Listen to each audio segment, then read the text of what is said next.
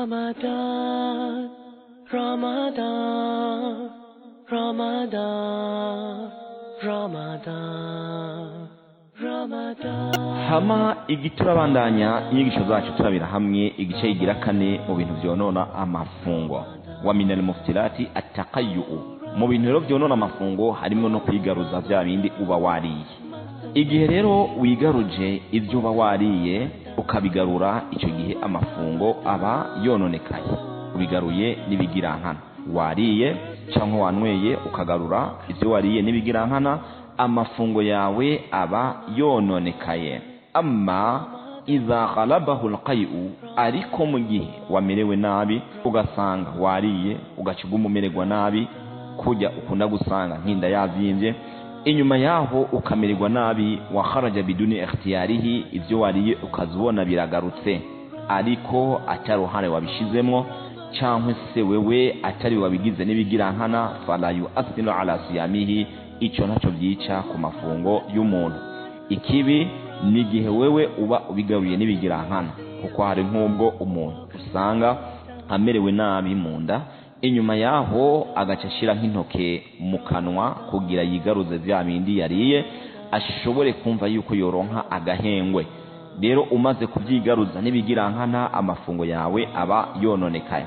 Ariko bigarutse atani wewe wabigizemwo uruhare, icyo gihe amafungo yawe aguma ari hahandi. Tuca tubisanga mu hadisi cyangwa se mu nyigisho y'intumwa y'Imana Muhammad sallallahu alaihi wasallama, aho yavuze ati man zara'ahu alqay falaysa alayhi qada'un, ati wa wundi azoremerwa ugasanga garuye bya bindi yariye, falaysa alayhi qada'un, ati wo ntazoriha uwo munsi, aca bandanya yifunga ntazoriha uwo munsi. Wa man istaqa'a amdan falyaqdi, ntumwa y'Imana ati na wa wundi azovyigaruza n'ibigirankana, ati uwo muntu azarihe ujya munsi, azoba yagize gute, yazoba yagaruye bijya bintu cyangwa se bijya azoba yariye. Igihe rero umuntu ugaruye ibyo wariye ukabigarura n'ibigirankana, umenye yuko wewe uwo munsi utegerezwa kuzowuriha. Ariko mu gihe bishitse bikagaruka bivanye no kumererwa nabi atari wabishatse, nk'akarorero hari uguja nko mu modoka kumva biragarutse, cyangwa se ukazinduka umerewe nabo kumva biragarutse, icyo gihe rero ntacyo byica ku mafungo y'umuntu cyangwa se kuri ya mafungo y'iwawe. Hama hakaba hariho n'ibindi bintu umuntu akwiye kwirinda, nk'uko Sheikh Fawzan abitubwira, yanbaghi an yatajannaba as-sa'imu al-iktihala wa mudawati al-'aynayn bi qatratin aw bi ghayriha waqta siyam. Ati ni ikintu kibereye cyangwa se ni byiza ko umuntu yokwirinda kwisiga itiro cyangwa se uwanja, icyo tukunze kwita uwanja, kuko hari ubwo ushobora kuyisiga iyo tiro cyangwa uwo wanja ukaza kumva amazi aserukira cyangwa se ukaza kuyumvira, ariko ayirokera aha mu mihogo, cyangwa se ukumva utuntu tumeze nk'utuzi utwumvira mu mihogo, cyangwa ati no kwishira kure n'umuti wo gushyira mu maso, ujya muti wa mama, ati nawo nyene wari ukwiye kuwishira kure, nawo nyene ntuwishiremo mu maso mpaka inyuma yo gufungura.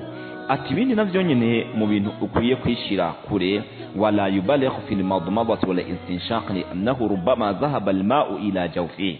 Ati urashobora kandi umuntu yiriwe yifunze yirinde igihe ariko aratawaza kwinjiza amazi mu mihogo, hajya umuntu yinjiza amaja mu mihogo cyangwa se kuyaduza mu zuru rwose, ati kubera ko ushobora gusanga ya mazi yamaze gushika mu mihogo ugaca usanga korokeye mu nda.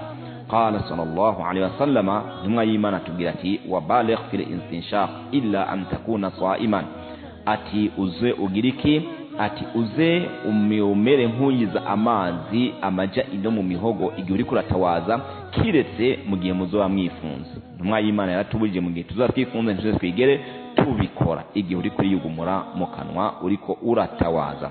Ndeko uno munsi rero turangirize ngaha kwiki gice kigira kane mu bijanye no kwifunga. Tuzobandanya turabira hamwe mu bintu byonona amafungo hamwe n'ibindi dukwiye kwishira kure. Imana ihadushikanye. Ramadan, Ramadan, Ramadan. Ramadan, Ramadan.